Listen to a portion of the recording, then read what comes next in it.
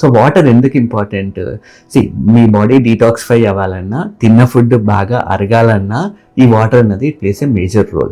And ఎంత water కావాలి? ఒక 70 కిలో బరువు ఉన్న వాళ్ళకి 3.5 litres of water is needed.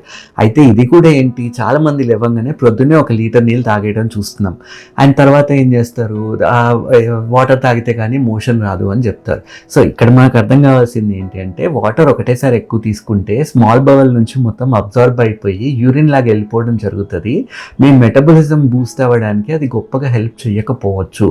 టెంపరీగా ఇంటెస్టైన్ లోపల ప్రెషర్ని బిల్డప్ చేయొచ్చు. అది పోను ఏం చేయొచ్చు, స్మాల్ ఇంటెస్టైన్ లార్జ్ ఇంటెస్టైన్ మధ్యలో ఉన్న వాల్వ్ దెబ్బ తీయడానికి కూడా అది కాంట్రిబ్యూట్ చేసే ఛాన్సెస్ ఉంటాయి.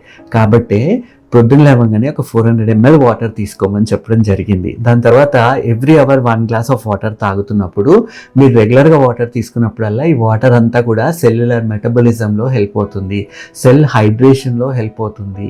మెటబాలిక్ రేట్ అన్నది పెరిగి మీరు కూర్చున్నా కూడా మీరు స్పెండ్ చేసే ఎనర్జీ అన్నది ఎక్కువ స్పెండ్ చేయడం చూస్తున్నాం. బేసల్ మెటబాలిక్ రేట్ అన్నది ఎప్పుడైతే పెరుగుతుందో మీరు బరువు తగ్గే ఛాన్సెస్ ఉంటాయి. అదే కాకుండా రెగ్యులర్ ఇంటర్వెల్స్తో మీరు వాటర్ తాగుతుంటే ఆ ఇంటెస్టైనల్ మూమెంట్స్ అనేవి కూడా ప్రాపర్గా మెయింటైన్ అవుతాయి. Thank you.